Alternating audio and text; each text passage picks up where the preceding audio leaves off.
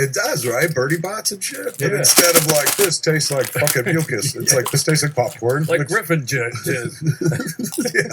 Who want? I got one of them Griffin jizz fucking birdie bots. I hate birdie bot. She slips that in. They're like, how do you know what a Griffin jizz tastes like? Exactly.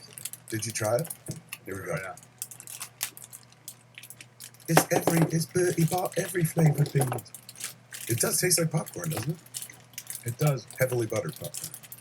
It actually tastes like microwave popcorn. Yeah, there you go. Which I guess that's easy to pull off because there's probably like a taste that they throw onto that. Like McDonald's manufactures tastes and smell. Mm-hmm.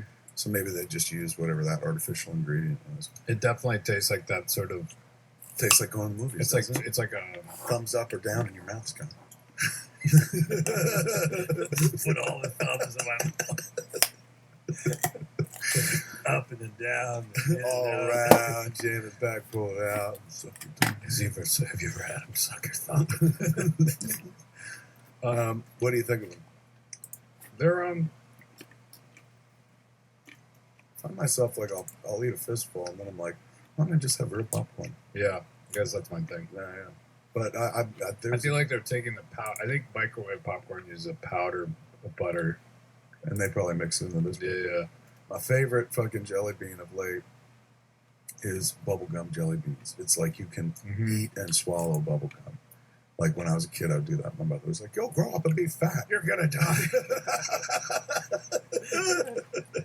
Grace, he's consuming whole wads of Hubba Bubba.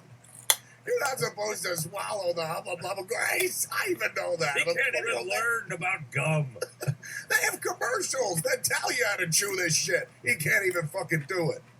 Grace, give him the bubble yum. At least it has spider eggs in it. Maybe that'll fucking put him straight. Do you remember when we were kids and did it happen in your side of the country? Bubble gum. Like there was this story, it was before the internet. I'm sure if you go to Snopes, they'll be like, this didn't happen. But there's one of those urban legends about a motherfucker who was like chewing some not hubba bubba, it was bubble yum. And went to sleep and woke up and fucking mouthful of spiders. And it was one of those things that when you're young enough, you're like, no, spiders are real. Gum is real. The story must be real. And so you fucking believe. Wait a minute, he just fell asleep. He fell asleep with gum in his mouth. I remember the story. Into spiders. Yes, in the bubble. Isn't that fucking? I know, and I can't believe we believed it. But in the bubble gum, there were spider eggs, and that was the big fucking rumor for a long time. Bubble yum's got spider eggs in it. I never heard that. That was huge, dude. Huge. But you know who fucking started that rumor? Hubba Bubba. Wrigley's. Yeah, Wrigley's like, you know how they make theirs? Fucking spider eggs. Don't fall asleep with that gum in your mouth. Like, why? Why? You might swallow it and grow up to be fat. That's not true. Yes, it is. Grace, look at him.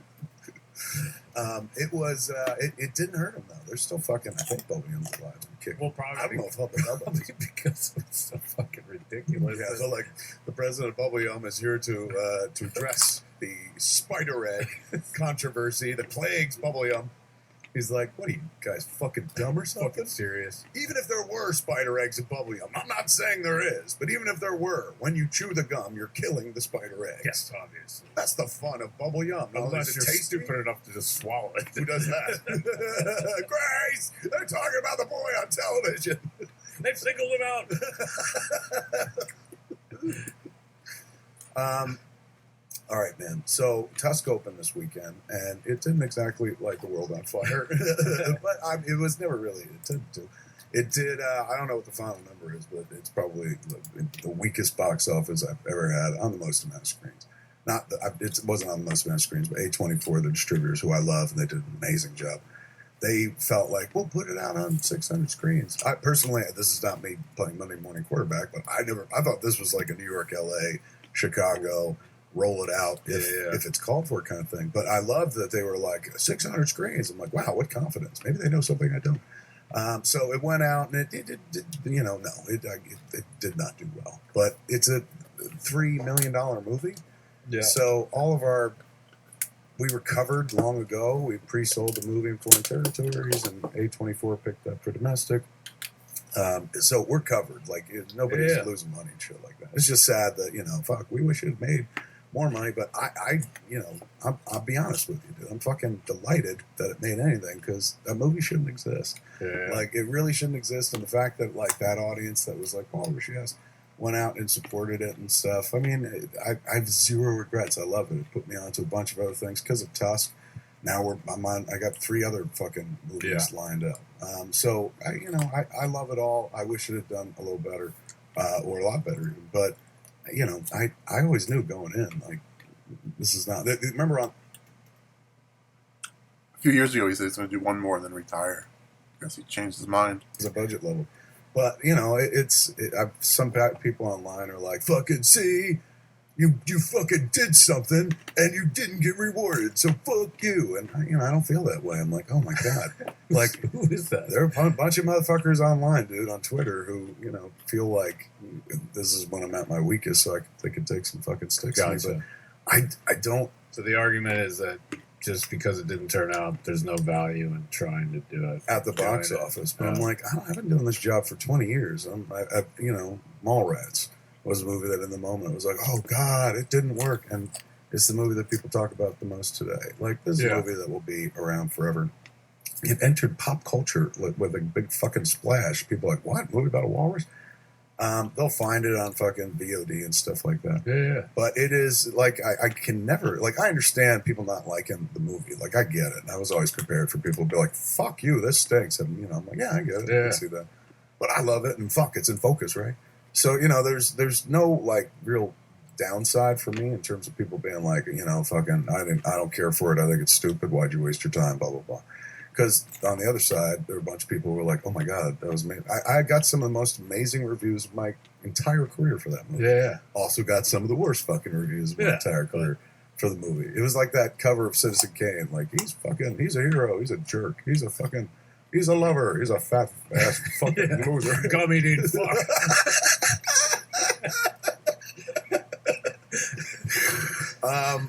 You lousy gum eater! You should have fucking stopped when you had a mouthful of spider eggs, freak. I'm like, what? That wasn't me. Yeah. I did not start that.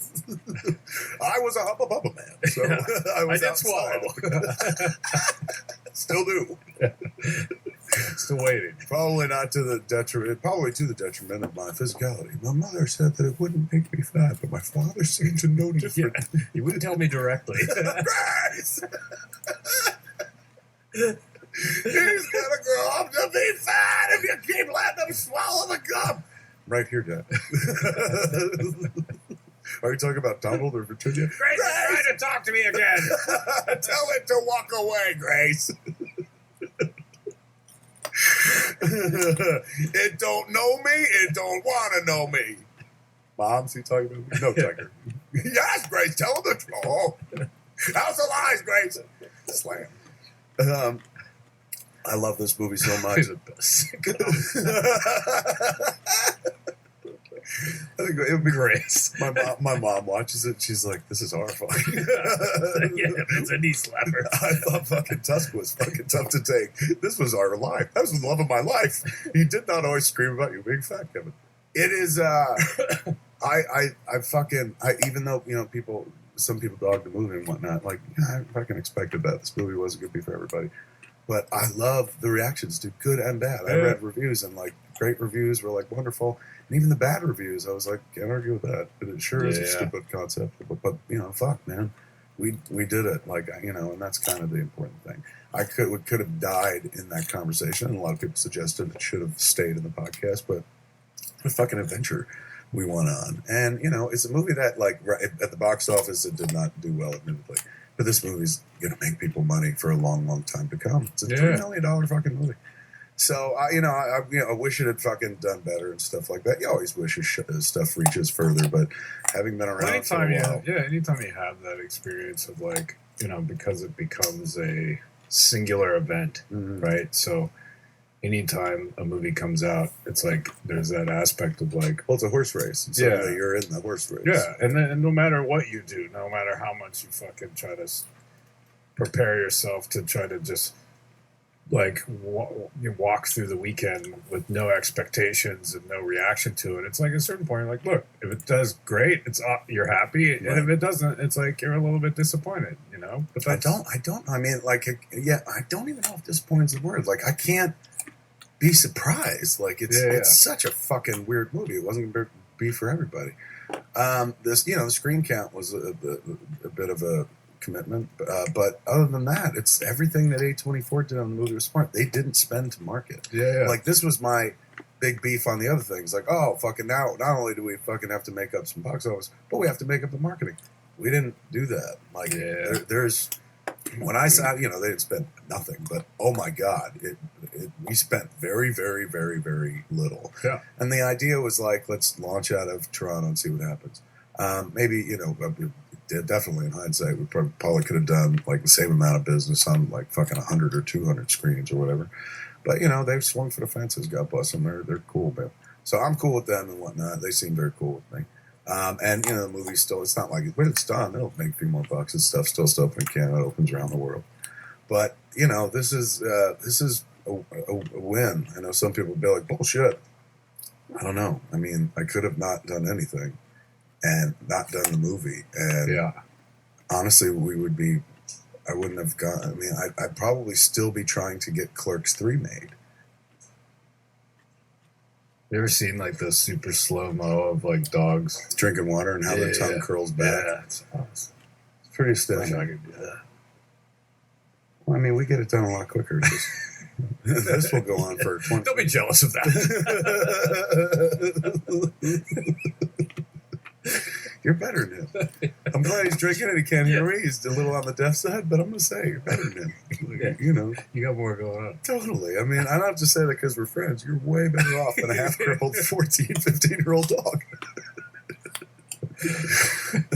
You've done well for yourself. Yeah, I mean, that's what I say to people. I'm like, you know what? The list goes like this: Mosier, Mulder, the dog. and there's a big distance between those two. Yeah. I'm not saying they're even neck and neck. He beat that dog. And not literally. He's a good guy. You never beat a blind dog. But in the race, in the race of life, yeah, fuck, he beat that dog. You know how long it takes that dog to drink water? Mosher can get it done in a gulp. Like that's the beginning of it. Plus, he's got a wife, a house. This dog does nothing but what we give him. I tell him every day. You'll never catch him. You're not Mojo, I say to Mulder. He can't hear me, so it doesn't matter. I mean, honestly, let's investigate a world where, like, it's finished on that podcast. Like, the conversation ends and I don't make a movie out of it. Yeah. The only, like, thing that the only, like, fucking, I wouldn't even call it positive, but the only, like, fucking possible benefit is, like, I don't have to feel disappointed the movie didn't make more money. Yeah. Everything else is fucking positive. So if, like, I had pretty good ratio. Yeah, insanely good. Like, if I hadn't made Tusk, I wouldn't have made a movie with my kid. Yeah. I wouldn't have made a movie with Johnny Depp. I wouldn't have made, fucking we're in the middle of making another one. Yeah. I wouldn't have worked with Robert Kurtzman. And now we're making fucking Moose Jaws. I'm finally going to get to make my Jaws movie, but with a moose. And that's the way it should be. Yeah. God, I wouldn't have met Genesis. Yeah. I wouldn't have met Haley. Justin, I wouldn't have, kind of jumped into the fire with Justin. Like, went on a weird, wonderful adventure. I wouldn't have been able to, like, shine a light on Parks. Even the negative reviews, dude. Even the ones that were like, fuck this movie and its stupid mouth. And I was like, all right, well put. Succinct and to the point.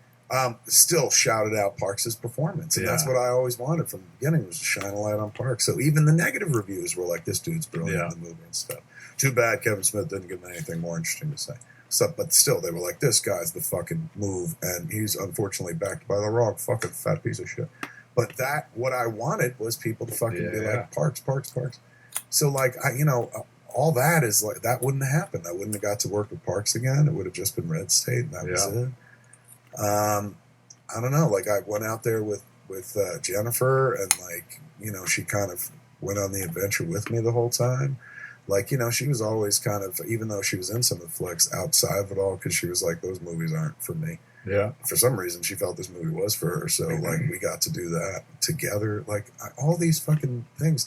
I went to Toronto, man, and I never played Midnight Madness. Yeah. That wouldn't have happened. I wouldn't have gotten, like, that Variety. Scott Foundas in Variety wrote this amazing review of the movie, like, that was very positive to me, but, like, oh my God, it was a religious love letter to parks and stuff. Yeah. That wouldn't happen.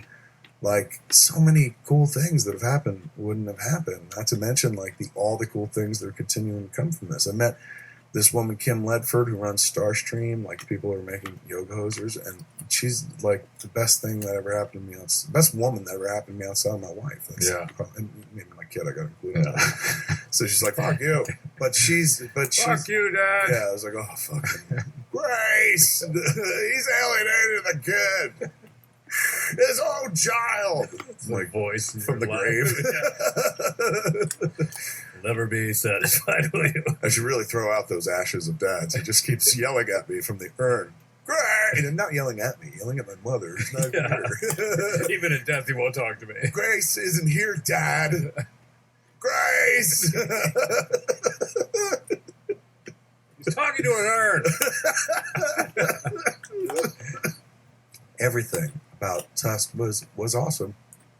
Obviously, except fucking the box office at the end. Yeah. But again, fucking $3 million movie, man. Like, that was the chief part of this thing. I mean, of course, in retrospect, I'm like, I wonder if we could have made it for less. And probably, but everyone would have been uncomfortable and fucking might not look as good and stuff. Yeah.